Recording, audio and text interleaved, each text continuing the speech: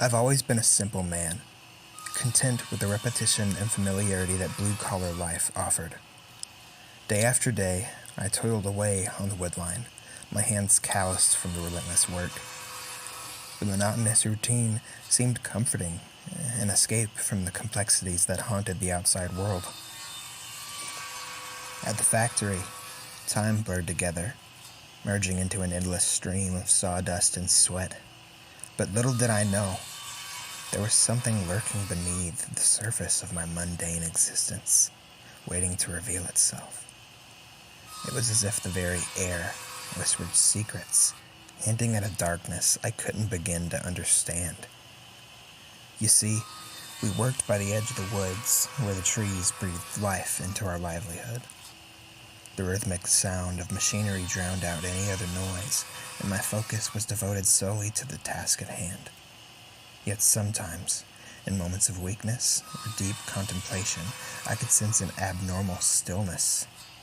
It was as if the forest held its breath, as if nature itself held a secret it refused to share. It's as beautiful and as terrifying as it sounds. The ancient caves nestled within those woods were an enigma, their depths concealed from our prying eyes.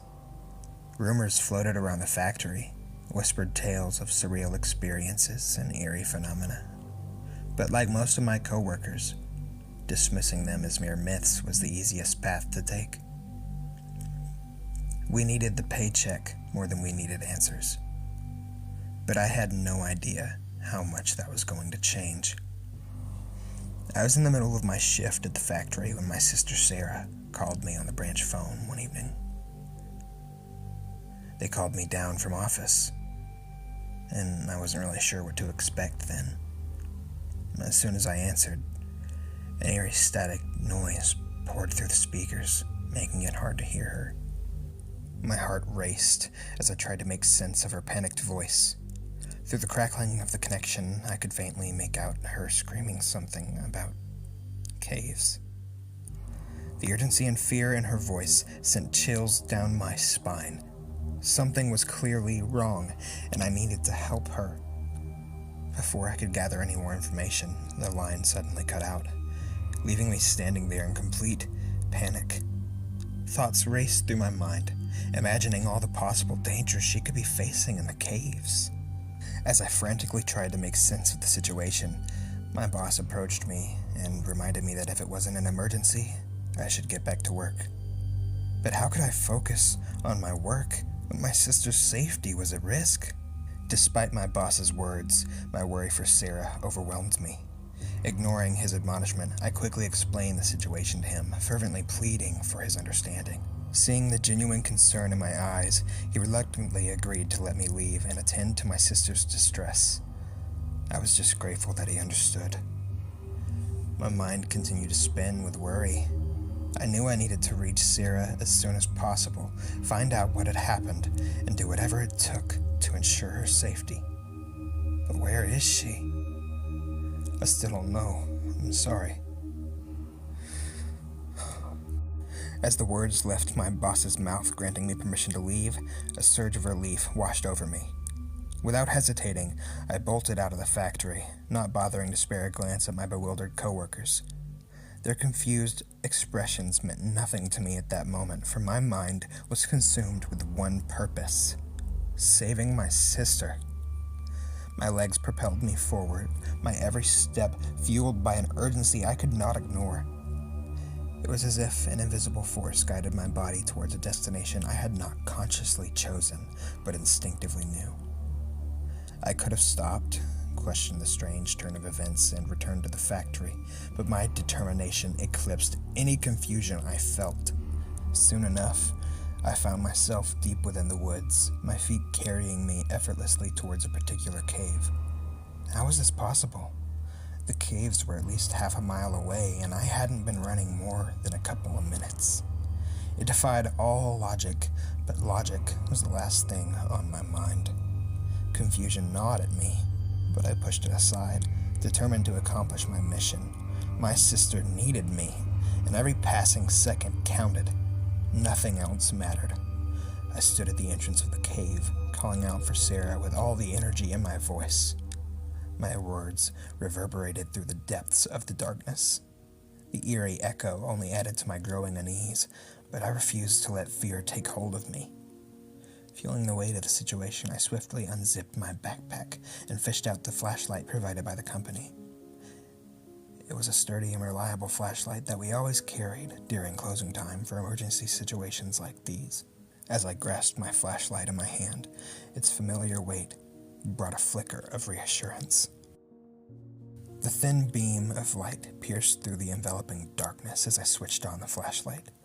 Its luminous glow illuminated the surrounding area to some extent, but the vastness of the cave still hid many secrets within its shadowy corners. I tightened my grip on the flashlight before delving further. I cautiously took my first steps into the dark, damp cave, my eyes immediately drawn to the intricate web of insects and arachnids clinging to the ceilings and walls. It was a sight to behold, a thriving ecosystem within these rocky confines. The creatures seemed to coexist harmoniously, each with their own role to play, even though some were natural predators to the others. It was peculiar, as if they had no urge to feed on one another. As I continued to explore, my mind couldn't help but wonder to my sister. What had driven her to venture into this mysterious cave? What had she been afraid of? The more I pondered, the more questions flooded my mind. Was it a primal fear of the unknown lurking within these shadows, or was there something specific she encountered that she had been afraid of? I was questioning everything at this point. My pulse quickened as I considered the possibilities. I had to find answers to unravel the puzzle of her disappearance. Determination surged within me, overshadowing any apprehension I had felt mere moments ago. I would follow her footsteps, delve deeper into this cavernous realm, and discover the truth behind her actions and disappearance. I halted in my tracks, taking in the beauty of this thriving ecosystem. The cave seemed to hold secrets that begged to be revealed. A hidden world waiting to be deciphered. With my sister's fear still lingering in the air, I pushed forward, ready to uncover the mysteries that lay within this cryptic underground labyrinth. As I ventured deeper into the pitch-black cave, I could hear the distant echoes of dripping water and the faint sound of my own breath. The air grew heavy, and a sense of trepidation gnawed at my gut. Suddenly, amidst the eerie silence, a faint, desperate cry pierced the darkness. A terrified voice called out, barely audible, as if it struggled to reach my ears. But my heart skipped a beat and began to race, thrumming with a mix of fear and adrenaline. It was my sister's voice. She said my name.